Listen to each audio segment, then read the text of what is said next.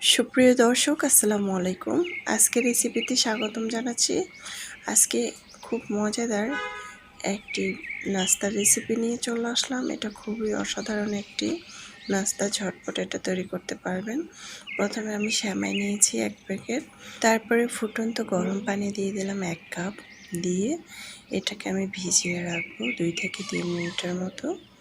এটা কিন্তু বেশি রেস্টে রাখার দরকার নাই, চাইলে আপনারা সাথে সাথে এটা বানিয়ে ফেলতে পারেন। তারপরে আমার এটা খুব সুন্দরভাবে নেড়েচেড়ে ভিজানো হয়ে গিয়েছে, আর তাছাড়া ঝরঝরা হয়েছে। এখন আমি এখানে একটি ডিম দিয়ে দিলাম, চিনি দিয়ে দিলাম 1 কাপ, চিনিটা স্বাদ মতো দিবেন। তারপরে এখানে গুঁড়া দুধ দিয়ে দিলাম আধা কাপ, স্বাদ মতো লবণটা চাইলে দিতে পারেন, না চাইলে না দিতে পারেন। তারপরে আমি হাতের সাহায্যে এটা খুব সুন্দর করে মেখে নেব। বাসায় যদি ঘি থেকে থাকে 1 টেবিল চামচ ঘি ব্যবহার করতে পারেন, তাহলে খেতে আরও বেশি মজার হবে। তারপরে আমার খুব সুন্দর করে কিন্তু এটা মাখা হয়ে গিয়েছে। এখন চুলায় একটি প্যান বসিয়ে এখানে আমি আধা কাপ রেগুলার রান্নার তেল দিয়েছি। এভাবে করে গোল গোল করে তেলটাকে গরম করে দিয়ে দিলাম।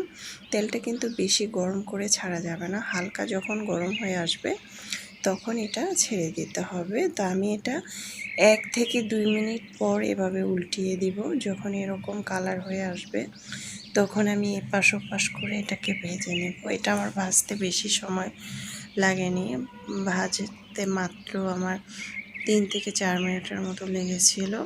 চুলার আঁচটাকে প্রথমে বাড়িয়ে তারপরে চুলার আঁচটাকে কমিয়ে দিতে হবে। ধৈর্য ধরে চুলার পাশে দাঁড়িয়ে এটাকে ভাজতে হবে, নাহলে পুড়ে যাবে। তা আমার কিন্তু খুব সুন্দর করে ভাজা হয়ে গিয়েছে। এখন আমি এক এক করে সবগুলো উঠিয়ে নিচ্ছি।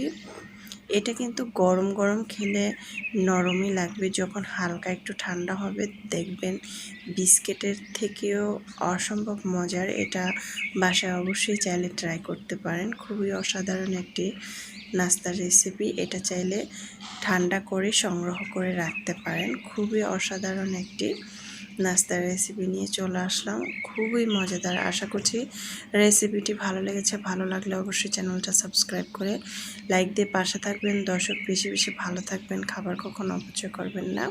এটা চাইলে বাচ্চাদের টিফিনেও দিতে পারেন, বিকেলের নাস্তা এটা ট্রাই করতে পারেন। আল্লাহ হাফিজ।